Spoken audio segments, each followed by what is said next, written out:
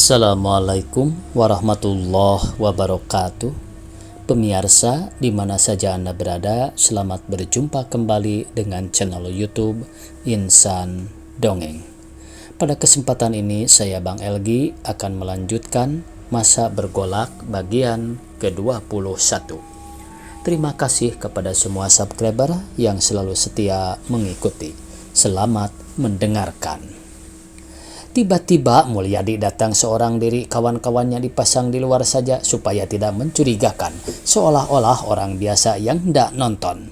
Ternyata semua meja dan hampir semua kursi sudah terisi. Ini untuk Mulyadi suatu kesempatan melihat-lihat di mana duduk musuhnya dan mengenal mereka seperti sinyalemen yang diberikan adiknya. 2 kursi masih kosong sekeliling meja yang dihadapi si tidak berleher. Di muka si tidak berleher yang sedang menikmati santapan panas duduk seorang babah.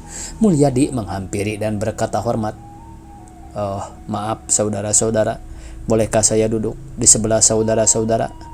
Sudah kebiasaan di restoran yang penuh, kita terpaksa duduk satu meja dengan orang-orang yang tidak dikenal. Di kota besar hal begitu jamak saja. Sesudah kedua tamu itu mengangguk, Mulyadi pun duduk dengan tenang, memandang si tidak berleher yang mengganyang sate kambing dengan lahapnya. Tiba-tiba Mulyadi menodongkan pistolnya kepada yang makan sate sambil berkata tenang, "Maaf saudara, Obos alias Ahmad Sengkek dari Ciharendong, angkat tangan, saudara menjadi tawanan saya." Yang menjerit terkejut bukan si tidak berleher tetapi babah yang di mukanya menjadi panik. Ini oleh si tidak leher yang rupanya selalu memperhitungkan risiko ditodong tiba-tiba dipergunakan untuk bangkit menyentak meja dengan pahanya dan merogoh kantong celananya sambil mengambil pistol. Tetapi Mulyadi bukan mengancam sekadar menggertak, tetapi sudah siap menembak kalau musuhnya mengadakan gerak yang mencurigakan. Pistol meledak, peluru mendembus dada, disusul sekali lagi mengenai kepala. Menggeletaklah si Obos dengan pistol di tangan tanpa keburu menembakkannya. Si Jangkung bergerak cepat hendak menembak Mulyadi, tetapi pisau lempar janda lebih cepat menembus jantungnya. Si Bopeng juga mencoba membela kawan, tetapi ternyata orang yang duduk di belakangnya itu seorang anggota polisi berpakaian preman yang dipasang oleh Pamarta. Dengan satu hantaman tinju dari samping, ia membuat si Bopeng tidak sempat melepaskan tembakan, dan dengan tangkas seorang temannya merebut pistolnya, ditodongkan kepada yang punya sendiri. Kejadian itu lebih cepat dari uraiannya. Tentu saja para tamu dan orang-orang di luar menjadi panik, lebih-lebih karena Bi Icih dan para pembantunya sengaja menembak-nembak ke atas supaya ramai untuk mengenyahkan seseorang yang hendak menyerbu. Kurang dari tempo 5 menit, jalan raya dan pekarangan bioskop sudah kosong ditinggalkan orang. Demikian juga restoran-restoran yang berderet sepanjang jalan Banten. Di muka bioskop, semua tiba-tiba sunyi kecuali di dalam restoran Bi Icih. Mulyadi dan kawan-kawannya lari membawa kedua mayat bersama si Bopeng menuju bengkel De Vogel di Jalan Panaragan. Ketika polisi Belanda datang, yang tinggal hanya para wanita dan Boy Yusupadi saja. Waktu diadakan pemeriksaan oleh polisi Nika, dikatakannya bahwa ada serdadu-serdadu Belanda berpakaian preman yang mabuk dan mengacau, menembak-nembak ke atas dan ke samping sehingga ada 2 orang luka, tetapi tidak berat dan masih sempat melarikan diri. Darahnya ditunjukkan oleh Bi Icih di lantai. Entah karena polisi-polisi Belanda itu ketakutan diserbu pejuang kita, entah karena menganggap perkara itu kecil saja, tanpa mengadakan pemeriksaan lebih lanjut, mereka pulang sambil bersungut-sungut mengeluarkan kata-kata amat keji. Dikiranya restoran Laswi itu tempat para pelacur. Mereka tahunya banyak wanita berbedak. Tentu saja para Laswi kita dalam hatinya menertawakan mereka yang dungu itu. Dalam pada itu si Obos alias Ahmad Sengkek dan alias apalagi bersama si Jangkung telah melunasi hutang nyawa kepada beberapa penduduk yang diculiknya atau dibunuhnya dengan tangannya sendiri. Dengan 2 peluru Mulyadi dan 1 tikaman pisau janda, mereka telah mengadakan perhitungan hutang nyawa bayar nyawa.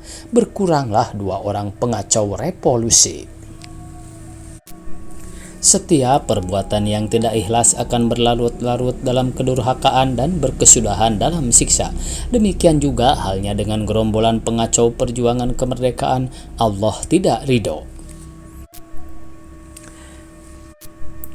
Hari Minggu subuh dari Bogor berangkat 2 truk membawa semen dan alat-alat pembangunan ke jurusan Bandung. Berangkat dengan surat-surat keterangan yang sah dan legal untuk pihak Republik ataupun untuk pihak Nika. Itu diatur baik oleh F72 yang juga turut serta dalam rombongan itu.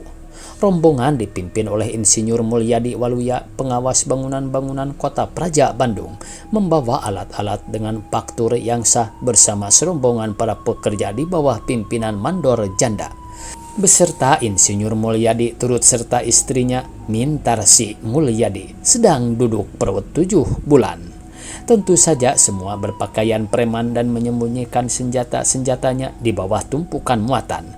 Mintarsih perutnya dilapis kain spray sehingga nampaknya seperti wanita mengandung. Jadi tidak seorang pun menaruh curiga kalau truk dicegat pemeriksa di tengah jalan pihak mana saja. Dalam rombongan itu turut serta si Bopeng, salah seorang pemimpin gerombolan yang tertangkap hidup-hidup di restoran BIC. Ia turut serta seolah-olah anggota rombongan Mulyadi saja. Tetapi tentu saja di bawah pengawasan keras dari para penyusup kita, terutama diawasi oleh janda pelempar pisau yang belum pernah gagal itu. Sampai ke pos Raja Mandala semua turun, ternyata Waluya sudah ada menanti dengan Rayadi anaknya. Truk ditahan sampai besok untuk meneruskan perjalanannya. Dari Riyadi didapat kabar bahwa ia sudah menerima instruksi dari divisi tentang membersihkan sarang gerombolan. Di samping itu, rakyat di bawah pimpinan masing-masing lurahnya, diantaranya Pak Kartawi dari Cadas Belah, telah siap sedia berpagar betis mengepung gerombolan. Istilah pagar betis ini sebenarnya istilah Sunda dari zaman dahulu kala kalau mengepung binatang buruan. Para pengepung berlingkar rapat-rapat seakan-akan merupakan kalang yang dipagar dengan betis manusia. Cocok dengan pengakuan si Bopeng yang sedianya akan dipergunakan sebagai umpan dan penunjuk jalan. Gerombolan si Obos alias Ahmad Sengkek itu hanya terdiri dari 37 orang saja. Kebanyakan berasal dari pinggiran Jakarta seperti Cengkareng, Kalideres, Klender, Tambun, Kalibata, Pasar Minggu, dan lain-lain.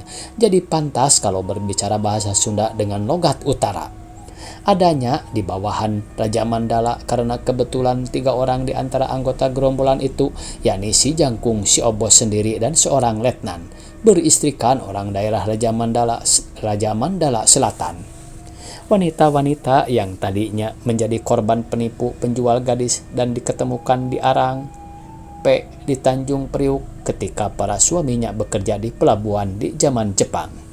Rumah Mang Sailam penjual gadis itulah yang dijadikan markas gerombolan di Ciharendong oleh si Ahmad Sengkek.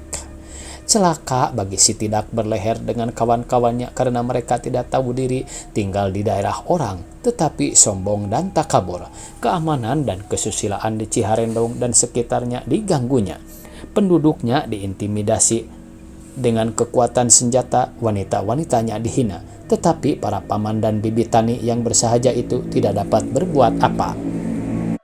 Takut ditembak, sebab gerombolan hampir semua mempunyai senjata. Hampir semua artinya dari 37 orang itu, 30 orang bersenapan atau berpistol. Meskipun rakyat takut tetapi hatinya panas, mereka yang diteror itu berharap-harap agar pada suatu waktu dapat membalas sakit hati dan membayar penghinaan kepada gerombolan dan Mang Sailam itu. Putra-putra Sunda yang sehari-hari tampaknya lunak dan jinak itu pada suatu waktu ingin juga menjadi binatang buas, utang nyawa bayar nyawa. Tidaklah heran kalau dengan taktik dan kecerdikan Lurah Kartawi, semua lurah dan rakyat sekitar Ciharendong serempak bangkit hendak menyapu bersih, menghancur leburkan gerombolan sampai benar-benar musnah. Karena itulah lurah-lurah dengan spontan menjadikan pagar betis untuk mengepung para pengacau revolusi itu. Di markas, Rayadi sebagai komandan setempat berunding dengan kakaknya yang masih sersan mayor itu, dihadiri Lurah Kartawi dan Barnas serta Waluya. Habis membicarakan yang perlu, Waluya tiba-tiba angkat bicara. "Bapak minta persaksian dari kalian. Ini ada kaos kaki yang Bapak rampas dari Algojo Saiman yang biasa menyembelih orang-orang yang diculik. Isinya 9 jam tangan dan barang-barang Mas Intan. Bapak tidak tahu mesti berbuat apa dengan benda-benda rampokan ini. Tadinya dititipkan pada Pak Kartawi. Waluya mengeluarkan isi kaos kaki itu dan tiba-tiba Barnas alias F72 berteriak seolah-olah ada sesuatu yang mengejutkan hatinya. Dan spontan ia berkata, "Aduh, Allah Maha Murah. Kalau saudara-saudara percaya, Mas Intan itu nyata dan jelas kepunyaan istri dan mertua saya ketika dirampok di warung kondang. Kalau tidak percaya, boleh saudara-saudara tutup satu demi satu perhiasan itu. Saya akan masih dapat menyebutkan bentuknya, karat emasnya, berapa biji permatanya. Setidak-tidaknya sanggup menyebut bentuknya dan ukirannya. Silahkan." Tentu saja semua orang keheran-heranan dan memuji keadilan Allah Maha Besar telah mengembalikan benda-benda itu, meskipun jalannya dan caranya amat luar biasa. Mulyadi cepat-cepat merabu semua Mas Intan itu dan mengambil satu dalam kepalanya sambil bertanya, "Saya memegang sebuah peniti bros.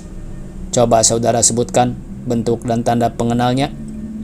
Barnas tersenyum. Bros itu berupa double S seperti tanda palagraf. Di tengah permata berlian 5 butir, di sisinya masing-masing 3 butir, dan di ujung sebutir.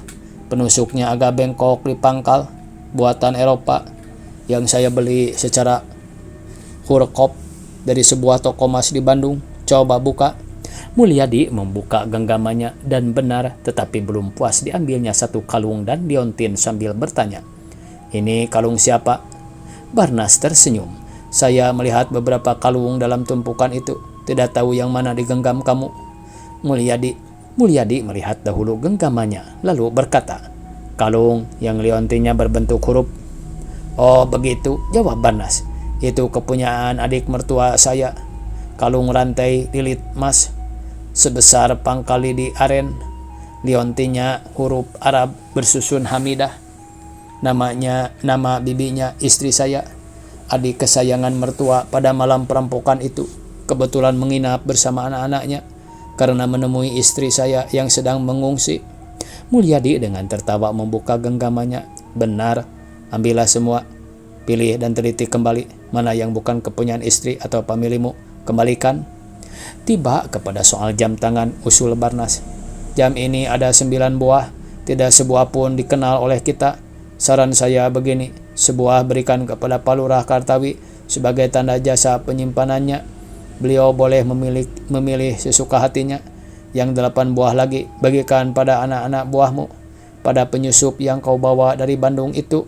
Sambil berkata demikian, Barnas menoleh kepada Mulyadi. Semua setuju. Waluya dan Mulyadi sendiri tidak mendapat apa-apa, tetapi memang tidak mengharap apa-apa kecuali golok si Algojo yang direbut Waluya, yang tadinya akan dipergunakan menggorok lehernya sendiri. Itu diminta untuk kenang-kenangan, katanya, untuk peringatan bahwa selama hayat dikandung badan sebelum ajal berpantang mati.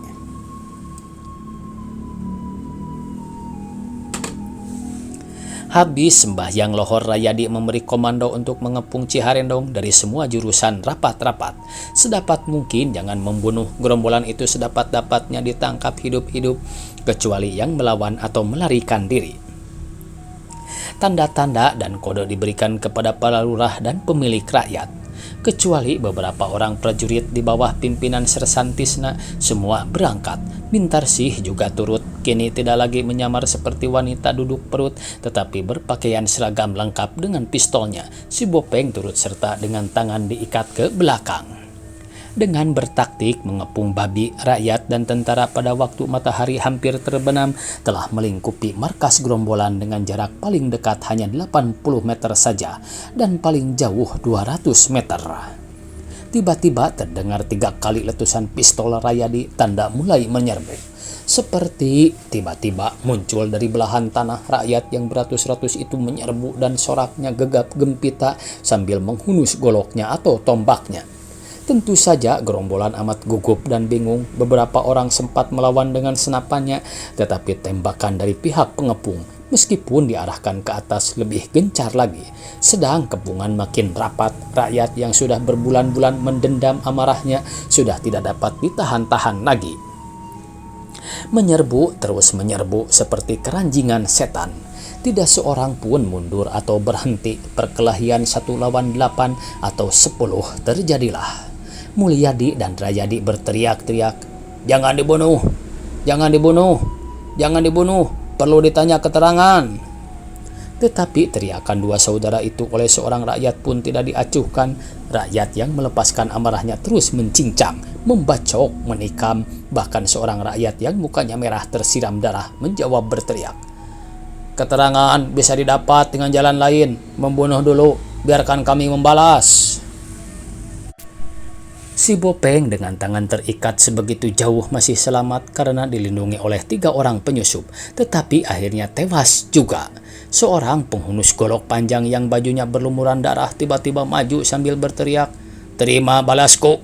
Dan sebelum orang dapat mencegahnya, ujung golok telah menembus dadanya disusul dengan bacokan pada leher.